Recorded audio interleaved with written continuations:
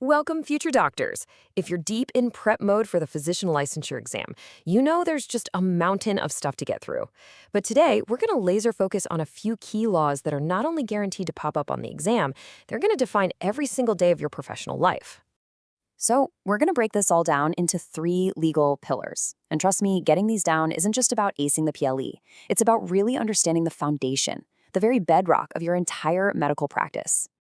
All right, here's our game plan. First up, we'll look at the law that legally defines you, the practitioner.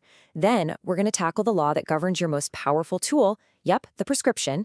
And finally, we'll zoom way out to see how you fit into the huge national system that serves all the people. Okay, let's start with pillar number one, the absolute bedrock, the Medical Act of 1959.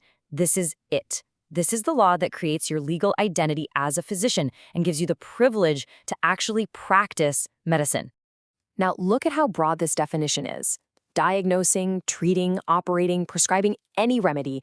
And notice that last part, for compensation or otherwise.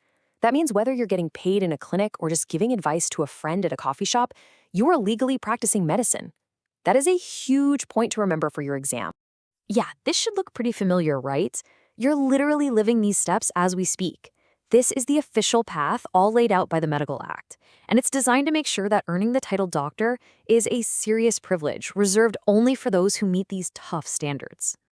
Okay, and this is where you really need to pay attention. The line between what's legal and illegal is razor thin.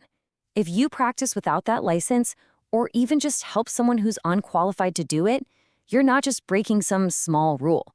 We're talking fines up to 10,000 pesos and up to 5 years in prison. This is serious stuff. So what's the bottom line for Pillar 1? The Medical Act is way more than just a rulebook. It's the law that forges your professional identity. And at the same time, it's the shield that protects the public from dangerous, unqualified practitioners. All right, let's move on to our second pillar. This one governs one of the most frequent and powerful things you'll ever do, writing a prescription. And this is all about the Generics Act of 1988. The mission here is so clear and simple. Make good medicine affordable and get it into the hands of everyone who needs it. The entire point of this law is to push generic drugs as a safe, effective, and, crucially, a lower-cost alternative to the big brand names. And this data? Wow. It shows just how powerful your voice is. Get this. A nationwide survey found that a whopping 96% of patients said their doctor is the most influential person in convincing them to use generics.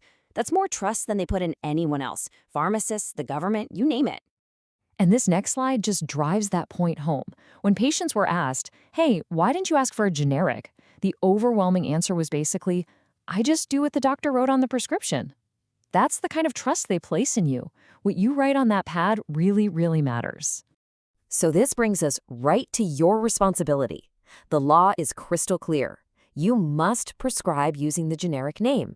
You can still add a brand name in parentheses if you want, but that generic name is mandatory. This one simple act directly empowers your patients to make a smart financial choice when they get to the pharmacy. Think about it this way. Your prescription pad isn't just a medical instrument, it's an economic one. What you choose to write down can literally decide whether a patient can afford to finish their treatment or not. That's huge. And now let's zoom all the way out to our third and final pillar. This law creates the giant system where your practice fits in, a system built to serve every single person in the country. The Universal Health Care Act, or UHC, which was signed back in 2019, was a total game changer. Its goal is to make sure every single Filipino can get quality, affordable health care, and he's protected from financial ruin because of it. And here it is, the very heart of the UHC Act, boiled down to just one number, 100%. Every Filipino citizen is automatically enrolled in PhilHealth, period. No applications, no ifs, ands, or buts about it. So where do you fit into this massive system? Well, the UHC Act gives you a new vital role, the primary care provider. You're not just treating illnesses anymore. You are now the patient's official navigator, their coordinator, the person who guides them through this whole complex system. You've basically got 4 key things happening here. Everybody is covered. The services are comprehensive, from prevention to rehab. It protects people financially. And your role evolves into being that central coordinator who makes the whole system work for the actual patient.